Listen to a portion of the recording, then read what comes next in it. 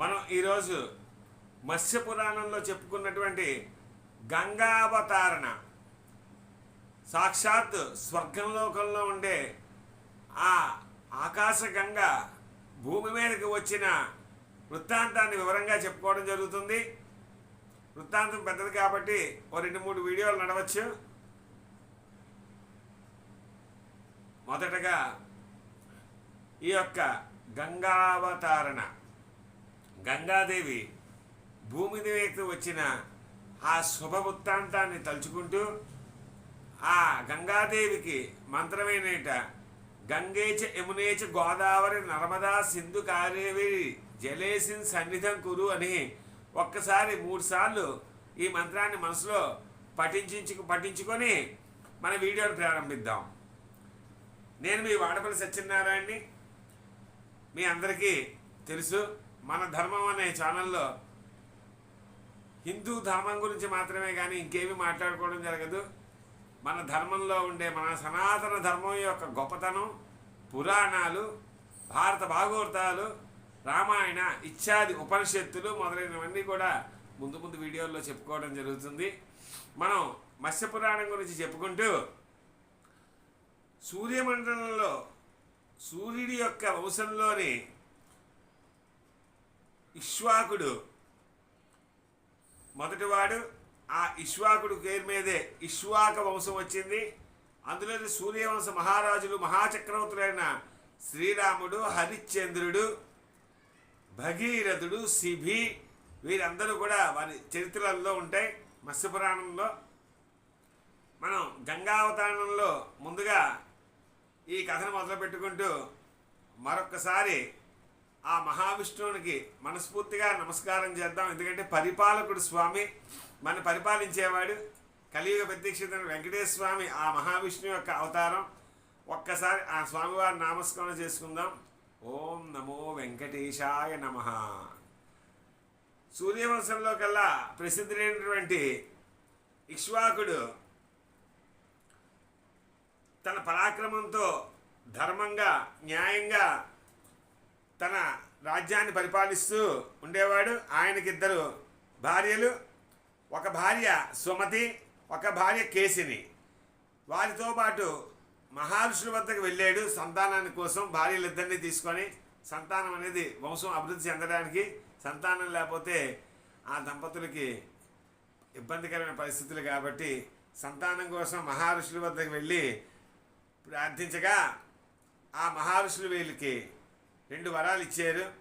కేసినికి ధర్మపరుడు శక్తివంతుడు అయిన కుమారుడు, సుమతికి అనేక మంది కుమారులు పుడతారని వరం ఇవ్వగా ఆ వర ప్రభావంతో కేసినికి అసుమంజుడు, సుమతికి 60,000 మంది కుమారులు జన్మించారు. సాగరుడు తన రాజ్య విస్తరణలో భాగంగా ఒకసారి అశ్వమేధయాగం చేయడం ప్రారంభించాడు. అశ్వమేధయాగం అంటే ఒక అశ్వాన్ని రాజ్యం బయట వదిలిపెడతారు. ఆ అశ్వం ఎంత దూరం వెళ్తే అదంతా కూడా ఈ రాజుకే చెందుతుంది. దాన్ని అడ్డుకోవడానికి ఇతర రాజులు ప్రయత్నించినప్పుడు యుద్ధంలో వారిని ఓడించి ముందుకెళ్ళడం జరుగుతుంది. అయితే ఈ విధంగా అశ్వమేధయాగం చేసి తనకన్నా గొప్పవాడు అవుతాడని చెప్పి ఇంద్రుడు ఆలోచించి, ఇంద్రుడు ఎవరో కాదు దేవతల రాజు, ఆలోచించి ఆ గుర్రాన్ని అపహరించి దొంగతనం చేసి కపిల మహర్షి అనే గొప్ప మహర్షి ఆశ్రమం దగ్గర దాచేశాడు.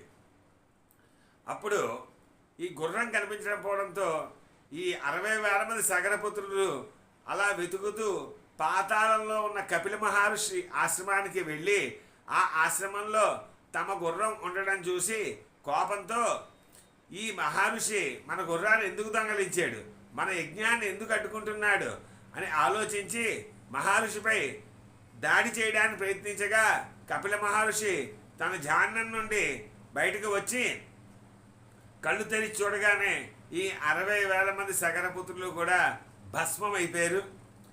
వారి శరీరాలు భస్మమైనా అంత్యక్రియలు జరగకపోవడంతో వారి యొక్క ఆత్మలు ప్రేత రూపంలోనే అక్కడ ఉన్నాయి, దెయ్యాల రూపంలో.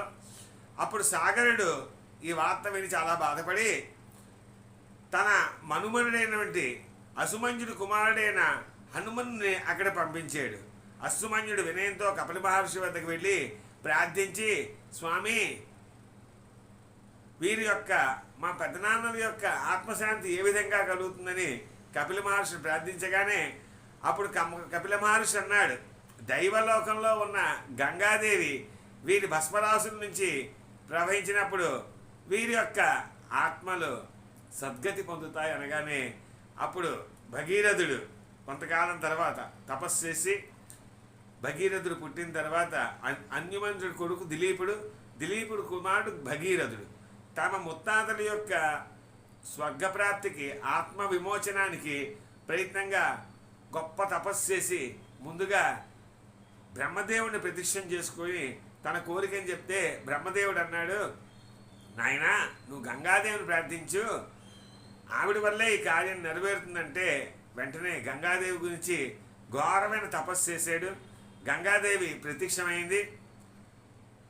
నాకు భూమి మీదకి రావడానికి ఎటువంటి అభ్యంతరం లేదు, కానీ నా వేగాన్ని భూమి తట్టుకోలేదు, కాబట్టి నన్ను నియంత్రించగల మహాదేవుణ్ణి ప్రార్థించమని చెప్పగా అప్పుడు మళ్ళీ భగీరథుడు ఆ పరమేశ్వరుడి కోసం తపస్సు చేసి ఘోరమైన తపస్సు చేసి శివుణ్ణి మెప్పించి శివుణ్ణి వరం అడిగాడు. గంగాదేవి భూమి మీదకి వస్తున్నప్పుడు ఆవిడ ఒక్క వేగాన్ని భూమి తట్టుకోలేదు, కాబట్టి స్వామి నువ్వే ఏదైనా చెయ్యాలంటే సరే అని ఈశ్వరుడు తన జటాజూటం తల మీద కొప్పు నిప్పగా ఆ గంగాదేవి శివుని శిరస్సు మీదకి రాగానే తన జటలు అంటే జుత్తుతో ఆవిడని బంధించారు. శిరస్సులో బంధించిన తర్వాత ఒక చిన్న ధారగా మాత్రమే గంగాదేవిని భూమి మీద పంపించారు పరమేశ్వరుడు. పూర్తి గంగ కానీ భూమి మీదకి వస్తే భూమి తట్టుకోలేదు, కాబట్టి ఈ విధంగా జరిగింది. ఇక రాబోయే వీడియోలో భగీరథుడు ఏ విధంగా తన ముత్తాతల యొక్క ఆత్మశాంతి చేసేడన్నది వివరంగా చెప్పుకుందాం. నేను మీ వాడపల్లి సత్యనారాయణని. వీడియో మీకు నచ్చితే లైక్ చేయండి. ఇంకా మీ చుట్టాలకి స్నేహితులకి తెలియజేయాలనుకుంటే ఇలాంటి ధర్మపరమైన పురాణ గాథలు తెలియజేయాలంటే వారికి కూడా షేర్ చేసి సబ్స్క్రైబ్ చేసుకోమని చెప్పండి. మీకు ఇంకా ఏమైనా ప్రత్యేకమైన కథలు అవి కావాలంటే కామెంట్స్ రూపంలో రాయండి. చాలామంది వీడియో చూస్తున్నారు కానీ స్కిప్ చేస్తున్నారు. దయచేసి వీడియో పూర్తిగా చూస్తే మాకు మరింత మోటివేషన్గా ఉంటుంది. ఉంటాను మరి, సెలవు.